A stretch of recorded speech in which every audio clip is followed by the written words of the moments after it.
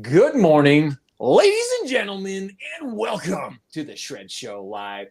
Let me tell you what, every once in a while, I have people join me on the show that I get so incredibly excited for. Whether I know them or whether they're just becoming new friends, we put together a conversation for you that is truly monumental, that is going to expand your mind, your knowledge of what you may even think in this industry.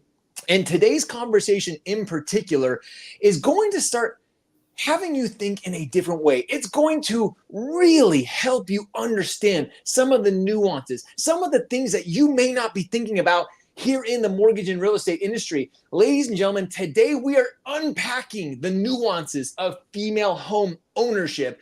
And there is a huge growth and expansion of women becoming homeowners. And there's a shift happening like we have never seen before in real estate. And we could not have two better women to join us on the show. Candice and Shardae are joining us from Motto Mortgage, and we're about to jump into a conversation that truly is one of the most important, one of the most impactful conversations we have had on the show in a very, very long time, talking about the growing financial influence of women in the housing industry. Sit down, hold on. It's going to be an amazing conversation. Ladies and gentlemen, are you ready? Are you ready? It is time to shred.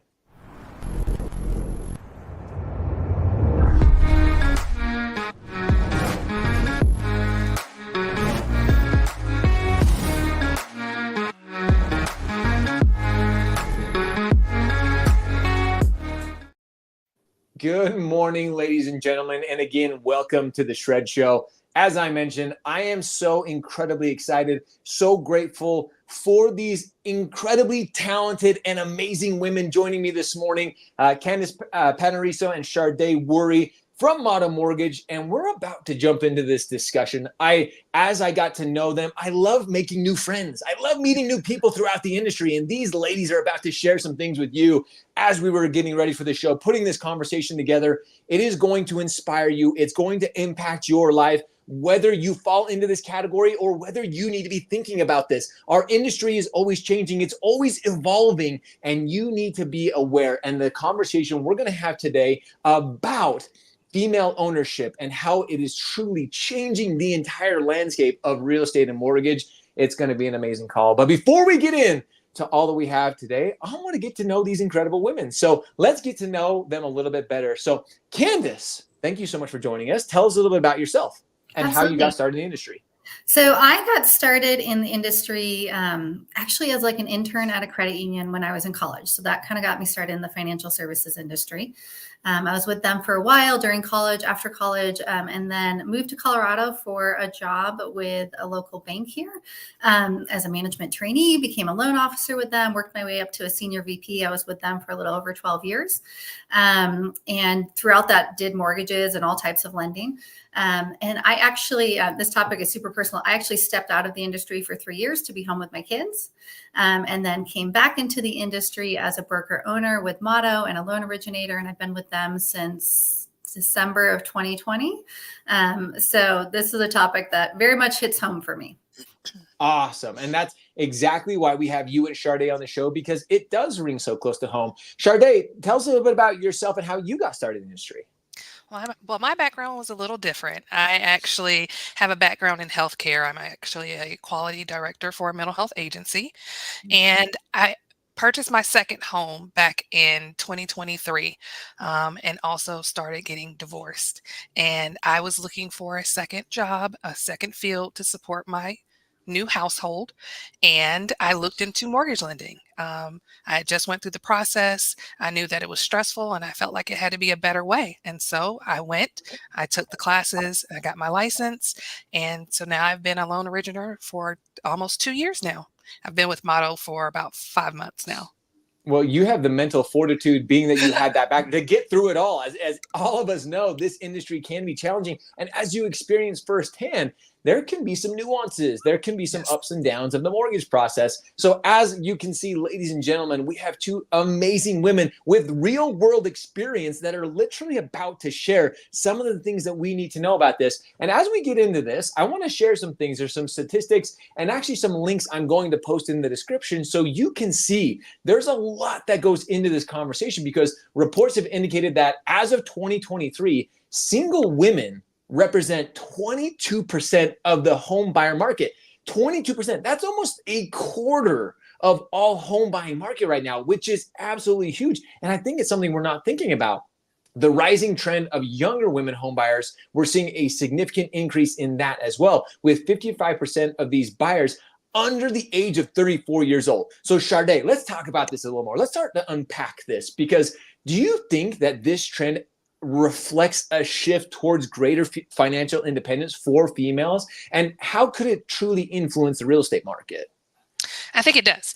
I think we are looking at a generation that is paying attention to their finances and their goals long term at this point. People are getting out of colleges or starting their careers, and they know they need to have a set financial future and are starting to budget earlier. So people are starting to look at where they live as a part of their full community. People are working from home. People are needing to stay around their homes for work or travel or their life experiences. So they're putting more emphasis on their homes and looking to purchase. I think you absolutely nail it. I think financial literacy is becoming more and more important. It's something we talk about this at length, especially as mortgage professionals and real estate professionals. It's something not taught in schools. So as a mortgage industry, it's up to us to start educating them sooner, which it should be something that way. And that whole nother conversation that we could be had. But I think women in particular, let's just call it as it is. My wife, she runs the finances of our house because she's way better at those things. They're a little bit more financially literate. Us guys, sometimes we can get a little crazy with the money. We get $1 in our hand. We're like, what can I go get next? Where are we going with this? But I think the opportunity for financial teaching them to, hey, there's a huge opportunity in this, and giving that education early on is a very big thing. So Candace, I would love to hear your thoughts on this as well, and how this is influencing the real estate market as well. Yeah. So the part that I think is really interesting, I think it's in one of the articles you're going to share, but I think a lot of younger women wouldn't even know that women couldn't actually get a mortgage without a male co-signer until 1974, which wasn't that long ago. That's my parents' generation. So my dad would be so mad at me for sharing this, but when I bought my first house, I was 25, bought it by myself. I remember having a conversation with my dad, and he said, I'm sorry, I didn't prepare you to own a home because I never thought you would own a home without a spouse. And so it hasn't been that long. My dad's kind of, younger end of the baby boomers, where women weren't allowed to do this. So I think part of this is just like an organic shift into what we're now allowed to do independently. And I think the other reason we're seeing the shift is society, right? We're not seeing. It used to be you go to high school, you go to college, you get a job, you get married, you buy a house, you have kids, right? It was this very linear path. And I don't think that that's the way the world works now. And I'm evidence of that. I didn't do it in that manner. So I think it's just kind of this really interesting organic shift when you look at the history of what women are now allowed to do that we couldn't do not that long ago. So, but with that, I don't think I've seen as much of a shift in women being taught those skills of home ownership, right? Home maintenance and how to do all of those things. So I could potentially see a shift more towards what I would call attached housing, right? Condos, townhomes, patio homes where the exterior is maintained. Because I do think, and I know we'll talk about this later, but I do think that's one of the big barriers for women, at least mentally, is I don't know how to do all of these things. So I could see more of a demand for that type of housing in the real estate market. No, and I 100% agree with you, Candace. And that's something that I think women are becoming more and more independent. They have been for years. But even talking about your dad and my dad's generation of this gap. And again, that's just kind of how it was back then. But now we're seeing an ever-growing shift in the independence and in the influence and in the impact that women have, not only in home buying, but in all aspects of everyday life, which is why this conversation in particular is so meaningful at the time, right now in particular, to educate. And that's what both of you, being that both of you ladies have gone through this and experienced it, again, what better real world conversation can we have? So let's start with this a little bit as we start to shift this conversation. What are some of the tips and advice that you can share with women who are looking to take those first steps in homeownership? Shardae, let's start with you on this. The first thing I always tell anyone to do is to make a budget, a realistic budget. Put everything in there. If you have maintenance that you do not want to settle on, put that in your budget. Don't create a budget that's just bare, oh, I need to take care of my home.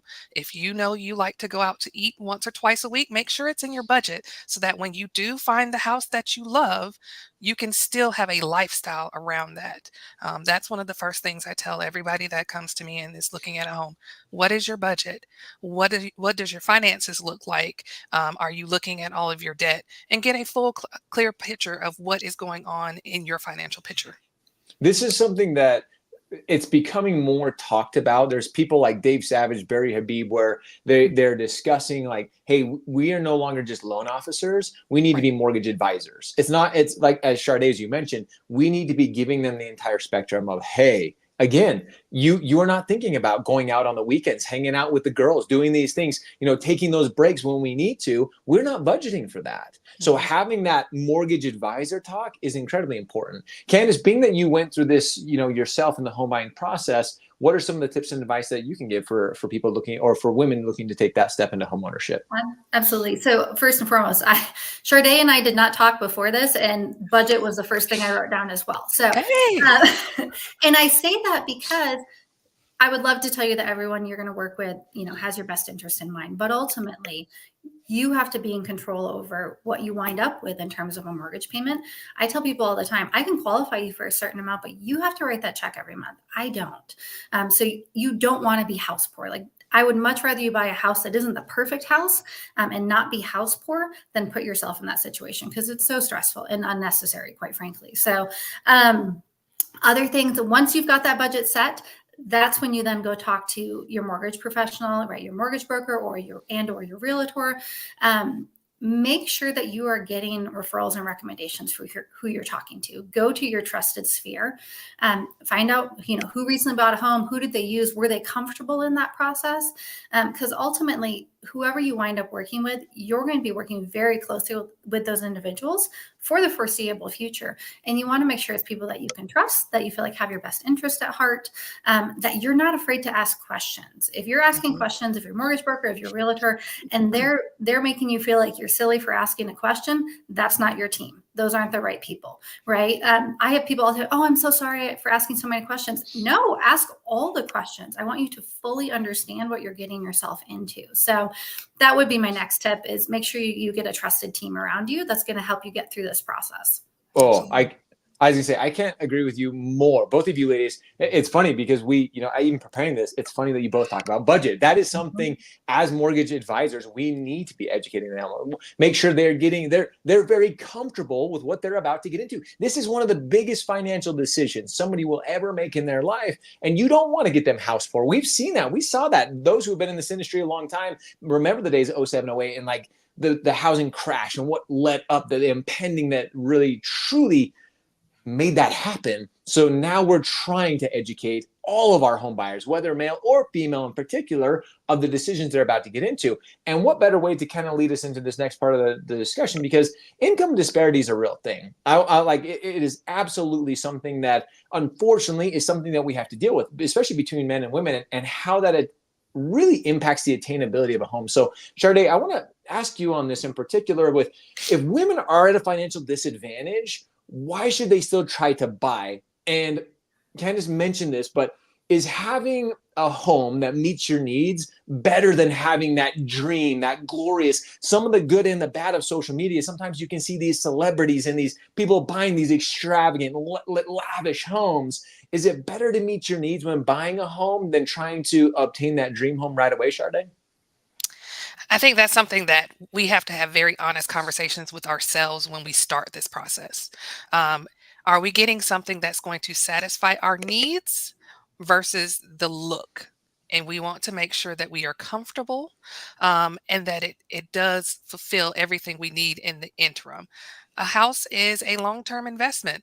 It is not something that you can just hop out of in a year or two. I mean, of course, you can sell, but it is supposed to be a long-term investment, and it is an investment. So you can get some perks from purchasing a home, the equity, the things of that nature that can leverage you for a better home in the future. And I think that's a conversation that people need to have. It's okay to have a starter house. And that's a conversation that more people really need to be comfortable with versus buying that new build construction 10-bedroom home that you're seeing online. I think this is a really good point, Shardae, because so many of us, I mean, me and my wife bought our first house, it was a small little condo. I think it's okay because you learn through the process. Buying a home, again, even if you find a trusted advisor, even if you find somebody who can help you through the process, there's a lot that goes into it. There's kind of a shock when it comes to home ownership. So being able to learn through that process and grow into your next home, because we bought our starter home, then we moved into that first single family, and then we moved into our next house. So there is a great place. I think, again, going back to my comment, sometimes the world of social media, sometimes we see everybody around us and we're like, well, Candace has this, Shardae has this. Is that where I need to start? Is this what I need to be doing?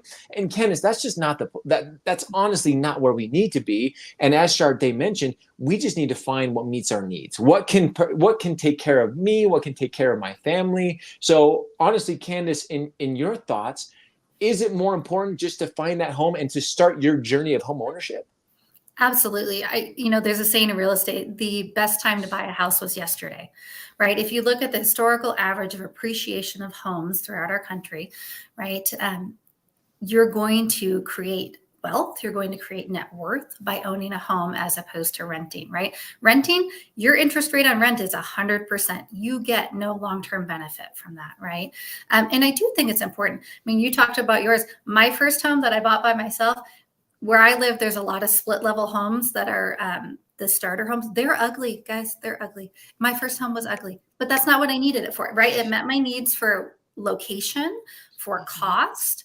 And I did the same thing as you, right? I rolled the equity from that home when I sold it into the next home and into the next home. And now I'm in a home that I can stay in through my children being in high school because it meets my needs. So yeah, I think the most important thing is to get in a home that meets your needs.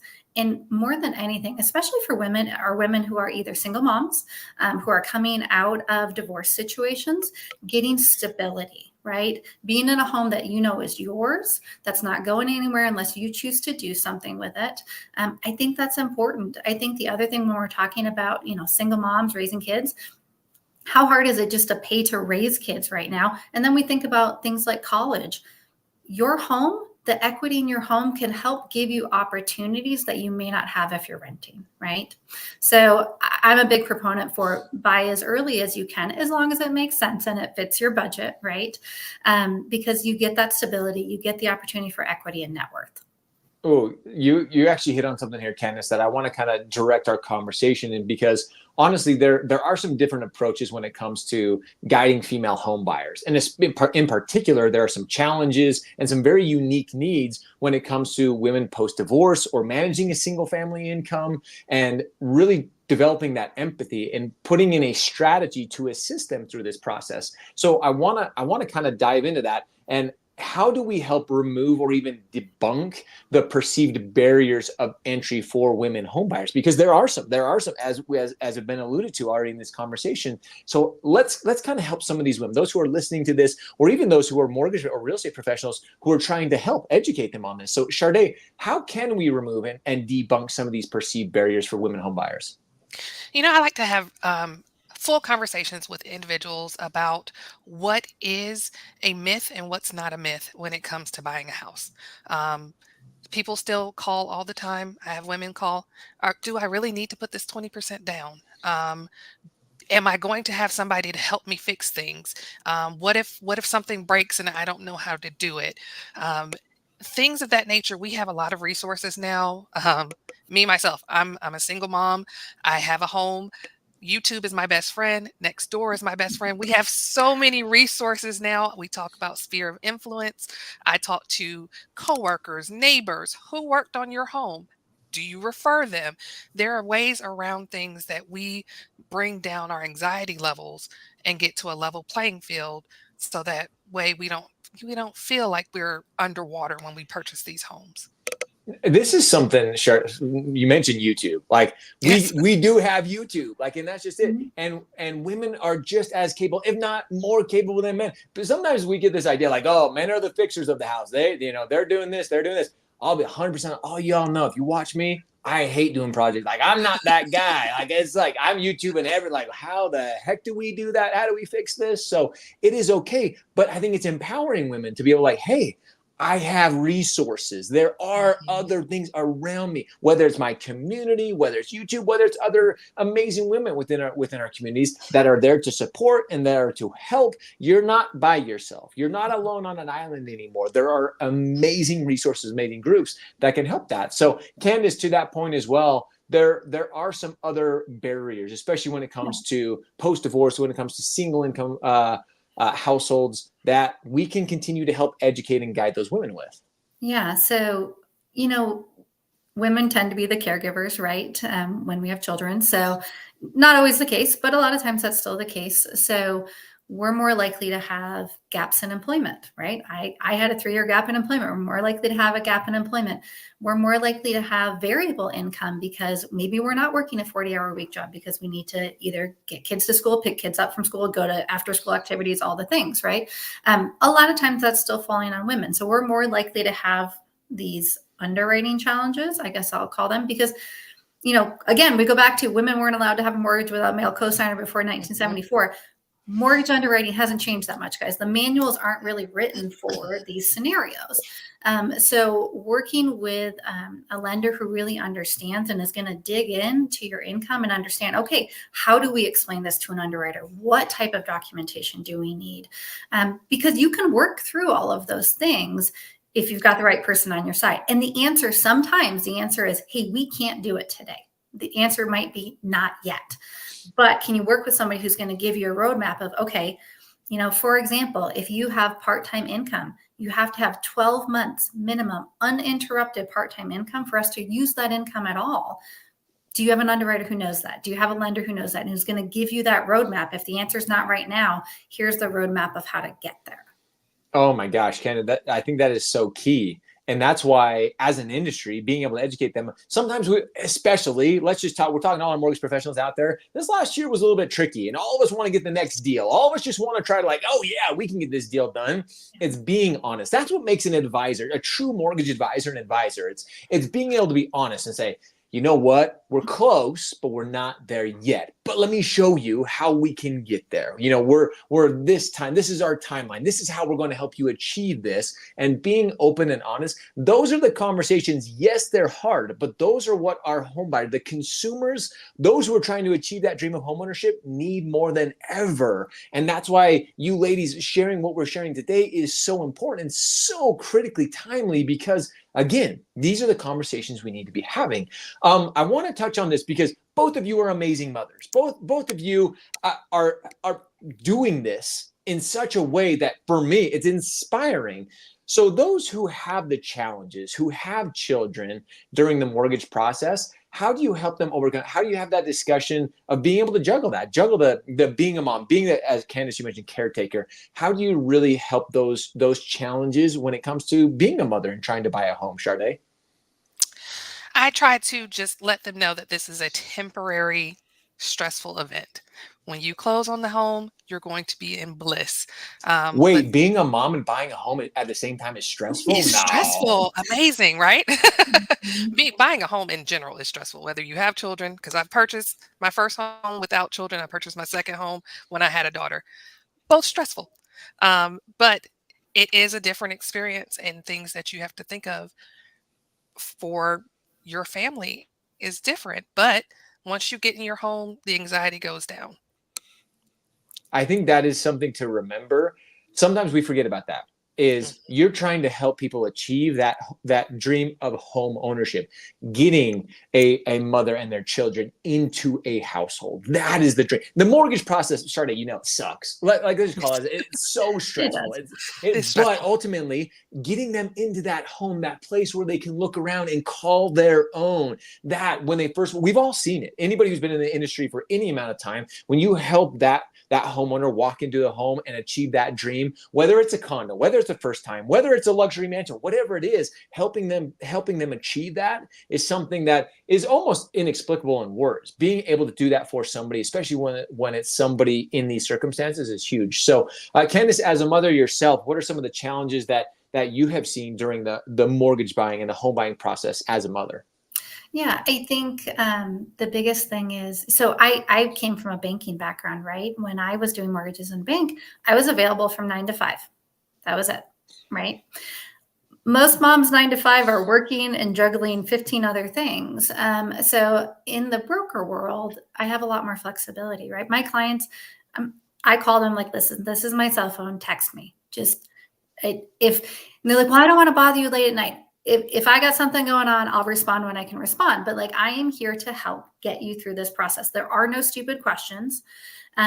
Ask away, right? If you ask multiple times, that's fine too. Like, I'm here to get you through the process as smoothly as possible. And the thing is, I've been doing this since 2005. First-time home buyers, especially, they all stress out about the same points in the process. So I know it's coming. So we just, from a mortgage professional standpoint, try to head that off with extra communication, right? Making sure that you're getting in front of it. We kind of have an adage at our office: if you have to reach out to me for an update on what's going on, that means I failed. I have not communicated enough. So making sure that we're really communicating, because moms have a lot going on, and it's really easy to forget things, and, just staying on top of it. I'm constantly reminding, like, hey, don't forget I need this document, or what can I do to help you get this? Anything that I can do as a mortgage professional to take it off of their plate. If I can go get something on their behalf that they don't have to get to me, great, right? Utilizing our technology. So many of our lenders now will allow us to electronically verify, right? Whether it's their income or their deposits or whatever the case may be, utilizing the tools that we have to take things off of their plate. Oh, I think that is such a big part of it. Being able to not only direct them and kind of, again, over communicate. We talk about this a lot in the industry. Communication is key, but truly going above and beyond, especially in this conversation that we're having, and guiding them through it, helping them when necessary. Candace, you mentioned with some lenders these days, you're able to help with parts of the process. Be there for them. Shardae mentioned this as well. This is stressful. Home buying is stressful, especially when you're a single mother, especially when you're going through these things. So be able to step in where you can and really help out.